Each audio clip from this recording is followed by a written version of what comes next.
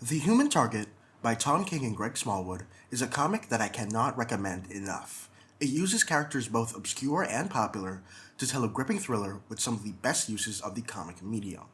This book has been in my top 5 for 2 or 3 years now, and I've always had an idea in the back of my mind to eventually make a YouTube video about it. And I always knew that I was going to focus on a specific issue of the story. Hello, friendos and bendos.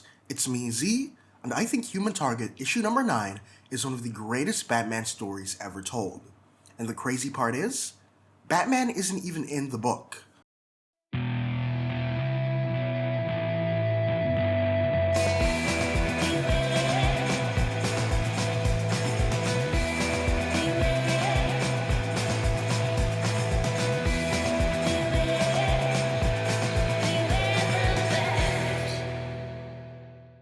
Christopher Chance is incredibly good at his job. What is that job? It's, being murdered. Christopher is hired by important people to perfectly impersonate them if there's suspicions of an imminent assassination attempt. And once the attempted assassination is gone through with, he reveals he was actually prepared and alive and kicks their ass to jail. Essentially, he makes himself a human target in order to lure out criminals. Despite being a character I would definitely call obscure, Human Target is a surprising amount of content both old and recent. Several miniseries and 2 TV shows, which is one more than fucking Wonder Woman has gotten. I find that insane. His most recent comic, and the one we're talking about today, was the previously mentioned 12-issue Black Label storyline by Tom King and Greg Smallwood. In it, Christopher Chance impersonates Lex Luthor at a press conference in order to lure out an assassin and then bring him to justice. He succeeds, but then comes to a startling realization. He's been poisoned, and by a completely different assassin who was trying to kill Lex Luthor. And the poison used could only have been used by someone who was part of the original Justice League International. This sends him on a journey investigating all the members of the JLI, teaming up with some, making enemies with others, even chillaxing and having a cold one with Gnort, the greatest Green Lantern of all time. Oh, and during the journey, he accidentally murders a member of the Justice League International. I won't tell you who.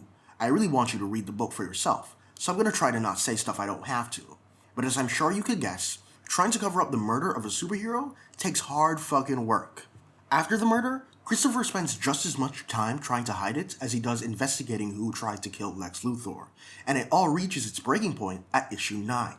You see, each issue features Christopher meeting a different member of the JLI. But for this one, instead of meeting Batman, the threat of Batman is instead used as a device to move the story along. Because Christopher is scared. He killed a superhero, and one with a decently big name. Someone's going to figure out that he did it, and that person is going to be Batman. He's the world's greatest detective. Christopher's good, but he's no Bat, and he knows it's only a matter of time before he's discovered, and it's already been several days. He takes Ice, who he's been teaming up with throughout the story, and also banging, and goes on the run.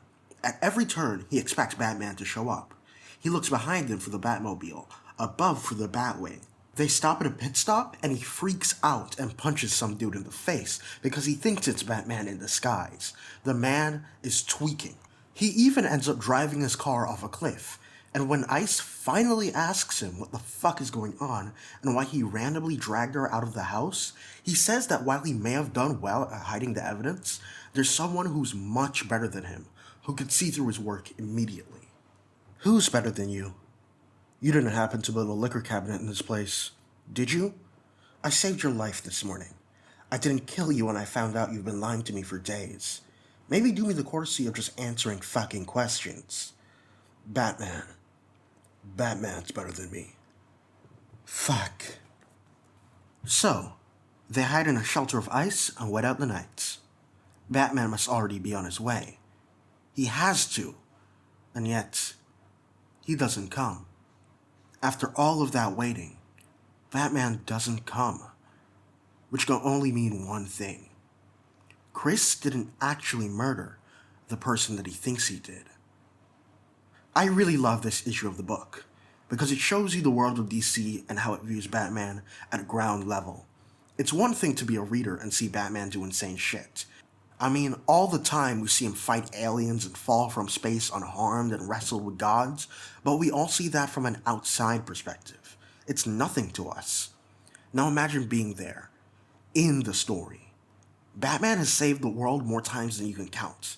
He solved the unsolvable, stopped the unstoppable, touched the untouchable, broken the unbreakable.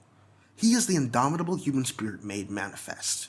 To live in a world with someone like Batman in it, and to do any kind of high-profile crime itself borderlines on psychotic. Even other people involved with the superhuman community, like Christopher and a leaguer like Ice, are terrified once they realize they could be on his radar.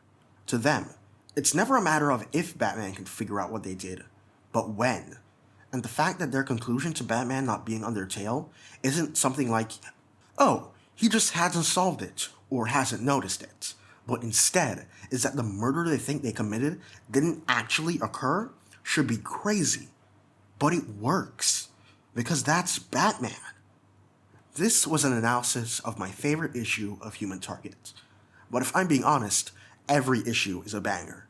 This video isn't just me glazing Batman, it's also an invitation for you to read some peak fiction, because every story in this book is just as good as that one.